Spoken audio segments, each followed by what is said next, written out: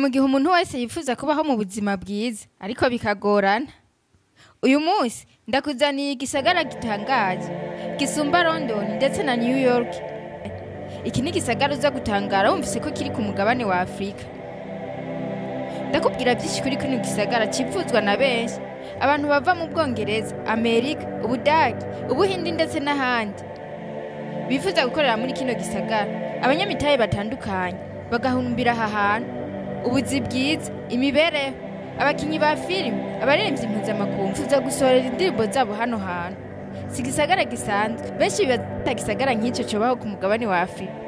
Yamara ugumane nanje ndazakubwira gisagara. Yaba ukeneye kwidagadura, kurondera akazi, hari ibibuga by'indege, amabarabara, ikintu cyose bashe neza muri kino gisagara gihurumbirwa n'abantu b'imihingo itandukanye. Sinkuru, iki gisagara kugeze ku rugero rushimishije, bacita ngo the best city in the world 2025. Canke mu yandi majambo, igisagara ca mbere ciza ku isi muri 2025. Ugumane nanje rero, ijwi yumva ni Viviane Manirambona nk'uko bisanzwe. Ndakubwira byinshi kuri kino gisagara gikwega amamiliyoni y'abantu baza kuhatembera baraba ibyiza biharangwa ndetse n'ukuntu iki gisagara giteye imbere. Ariko kandi urashobora kuba ubonye kino kiganiro utari bwakore subscribe. Ndakwibutsa ubanze ubikora kugira ngo ntuzuracikwa n'ibiganiro bice kuri Teledora Richesse. Ndaguhaye ikaze rero muri kino kiganiro. Mbega ninde yari yibaza yuko umuji wo muri Afrika woshobora gusumba ibisagara bikomeye nka za New York, London ndetse n'ahandi mu gukundwa n'abantu bo kwisi yose. Uyu munsi rero ngiye kujana Cape Town. Iki ni gisagara kiriko kirandika amateka mashasha muri Afrika. Mbega wokwibaza uti Cape Town yo biri he? Uyu ni umugwa mukuru wa Afrika y'Epfo, ni ku mpera ya Afrika, aho ibahari ya Atlantic ihurira n'ibahari Indian canke Ocean End. Iki ni gisagara gitangaje mu mateka y'isi. Cape Town ifise ibintu byinshi tosanga mu bindi bisagara.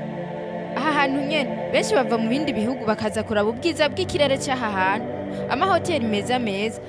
Aha ndakubwira ko n'ingezi zitandukanye baba bava mu mahanga baza bagana kino gisagara cy'ubwiza butangaje utokwibaza ko bubaho muri Afrika. Amakuru yo muri uwo mwaka wa 2025 yerekana ko Cape Town yateye imbere kurusha ibisagara nka New York, ni muri Leta Zunze Ubumwe za Amerika ndetse na London mu Bwongereza. Aha ni mu bijanye no gukwega ingenzi ziza gutangarira kino gisagara. Ingenzi ziva hanze y'igihugu zariyongereye cyane. Aha wumve ko ingenzi zarenze miliyoni 8 hagati y'ukwezi kwa mbere ndetse no kwa kabiri muri uyu mwaka wa 2025. Ugeranije n'ibihumbi 2024 ahiyongereye ko abantu baharugwa ko barenga mu miliyoni wose. Cape Town rero iboneka nka kimwe mu bisagara bikomeye ku isi. Bahita rero ngo ni the best city in the world 2025. Cenga gisagara ca mbere ciza ku isi muri 2025 gikwega ingenzi ziva muri Leta Zunze Ubumwe za Amerika, iziva mu Bwongereza, mu Buhindi ndetse n'ahandi. Ahari imisozi myiza igikikuje. Mwijoro ndakubwira ko ahantu haba hakaka, ibaza uri kurahatembera. Uyu ni wo muji wa mbere, ariko nyene muri iki gihugu hari n'iyindi miji myiza nka Johannesburg, aharanga urudandazwa rukomeye. Ndakubwira na Durban, aho usanga haza ingenzi nyinshi harimo nk'abava mu Bwongereza ndetse na Etazini. Hari kandi n'umuji wa Pretoria. Aha bigaragara ko hakunze gukwega ingenzi ziva mu Buhindi, muri Leta Zunze Ubumwe za Amerika. Aha naho hari ibintu vyiza, amazu, mize viva canke ibibanza vy'iratiro ndetse n'ibishushanyo biteye igomwe. Hari kandi na Bombe, aha kwega ingenzi ziva mu Buholandi. Urumva ko ingenzi zose zifuza hano bivanye n'ivyo zikunda biba bihari. Iyi miji nyene ubwiza bwayo, uko itangaje, uko yubatse ndetse n'ibyiza bihari, bituma igihugu ca Afrika y'Epfo kibandanya kwinjiza amafaranga adaharurika mu gisata c'ingenzi.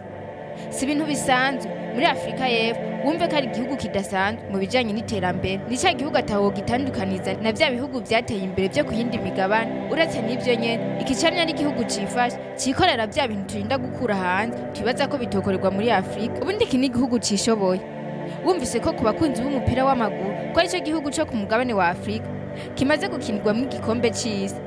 Uza kumva ko ari igihugu carenganye ahari mu mwaka wa 2010. Iterambere rero iki gihugu kiriko ari naco ndiko ndakubwira ko kirimo ca gisagara ca Cape Town.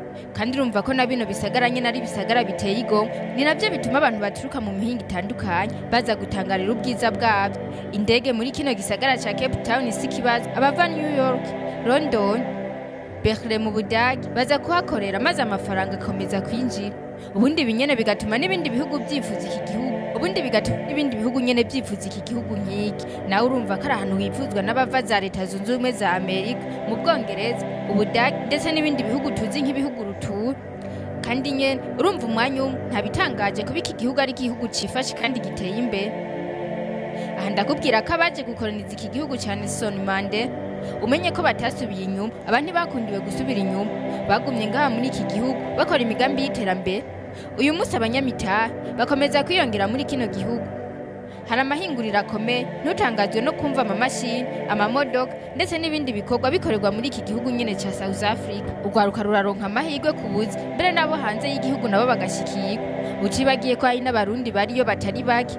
Tugarutse rero Cape Town nyene, aha harategekanijwe kubaka ikibuga mpuzamakungu c'indege. Iki kizoba kigira kabiri muri kino gisagara. Ikizoba ari Cape Winelands Airport. Iki kazokugurwa mu mwaka w'2028. Kizoba ari ikibuga gikomeye kizokwakira abantu barenga ku miliyoni 5 buri mwaka. Iki ni igikorwa ciza gifise intumbero yo gutuma uyu muji uzokomeza kwakira ingenzi nyinshi ndetse no kuduza cyane ubutunzi ku rundi rugero. Ahanyene kuri kino kibuga hazokubaka ikibanza kinini gishobora kwakira indege nyinshi, bazokongeramo amahoteli, ibikorwa by'ubudandaji. Ibi byose bikazotuma iki gisagara gitera kibi gisagara cifashe. Bikazotwara amahera kuko kizoba cyubatswe mu buryo bwa none bugezweho kandi bufise ubushobozi bwo kwakira indege nyinshi zitwara abantu n'ibintu, bwo kwakira indege nyinshi zitwara abantu benshi. Ikirero kugira ngo kizohe bikazotwara amamiliyaridi y'amadolari. Iki gisagara nyene ciyemeje gushira imitahe igira ku miliyaridi 39 mu bikorwa byo kugira neza amabarabara agezweho ndetse n'izindi serivisi zitandukanye nko kurondera ubuza baba ngaha. Uyu mugambi nawo ukaraba wo gushika mu 2027. Ibi ivyo bikazokorwa no mu yindi miji yo muri Afrika y'Epfo nyene itandukanye. Ngikindi kintu rero gikomeye muri Cape Town, aha bagiye gusubiramo no guteza imbere agace kazwi nka Wambere Bay kari kwibahari hafi ya V&A waterfront. Aha bazosubira kubaka bahatunganye neza, habe naho nyene ahantu hagezweho. Aha kikazoba ari gisagara gito cyubatswe ku nkombe za Ocean Atlantic. Hakazoba hari amahoteli, aho kwakirira ingenzi, ubudandirizo ndetse n'ibindi bikorwa byinshi bitandukanye, amaresitora, ubunywero ndetse n'amaduka. Hakazoba hariho n'ahantu ho amabarabara abantu bazotembereramo ku nkengera z'iyi Ocean. Urumva uhita wumva igicapu c'uko ahantu hazoba hameze. Hazoba ari ahantu haba abantu bagakora, bakahasohokera kandi ndetse bakakira n'ingenzi. Ibi rero bikazokorwa ku mafaranga arenga umuriyoni w'amadolari. Ndakubwira byinshi bitandukanye kuri kino gisagara, ntibiza kureka kugutangaza. N'ahantu ho kwifuzwa n'abantu batari bake. Ibaze ahantu hakwega abantu bo ku migabane nka za Burayi, Amerika ndetse na Aziya. Si mu budandaji gusa, si mu bijanye n'ingenzi gusa. Abakinyi ba filime nabo bahakunda cyane. Ubundi wifuza gukina filime imeze neza, utembera ngaha hantu, cyangwa wifuza gusohora amashusho y'indirimbo yawe nziza, utiri uraja mu migabane yo hanze. Aha bahita ngo ni Hollywood yo muri Afrika. Tuzi ko izina rya Hollywood ryamenyekanye nk'agace ko muri Los Angeles ni muri Leta Zunze Ubumwe za Amerika. Hamenyekanye ku mafilime, sinema ndetse n'ibindi bikorwa bijanye n'ivyo bihakorerwa. Cape Town nawe rero ngo ni Hollywood yo muri Afrika. Nta muntu atokwivuza aha hantu. Amafilime, ivyo kwamamaza ndetse n'ibindi bikorwa mpuzamakungu bijanye n'ibi bikorerwa ngaha hantu. Cape Town kandi hakorerwa na ya mivinyu tuzi nka red wine. Byumvikana ko ahantu hari na bimwe twita imizabibu. Aho ingenzi nyinshi ziza kuraba uburyo umuvinyu ukorwa, bakanezererwa ubwiza bw'aka karere. Internet ngaha hantu wumve ko ari internet idasanzwe inyaruka cyane. Bimwe bitwa streaming ubikora ata kibazo na kimwe. Umuvuduko ku mamashini eka ndetse no ku matelefone hakoreshwa umuvuduko wa 5G cyangwa bimwe bitwa ngo 5G yizewe kandi nyaruka. Hari na wifi zimeze neza ku buryo ata kibazo na kimwe ugira ku bijanye na connection.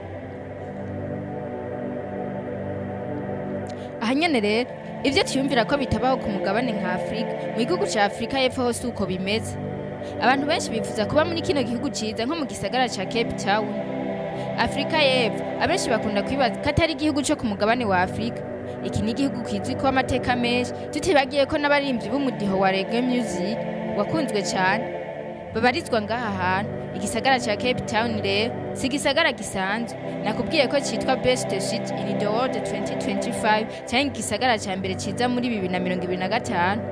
Gifise amateka atangaje ku buryo wohava wibaza ko ari ku mugabane wa Burayi. wakoze rero kubana nanje muri kino kiganiro, wari kumwe na jewe Viviane Manirambona. Ariko imbere yuko ugenda ngusaba ubanze usangize abandi kino kiganiro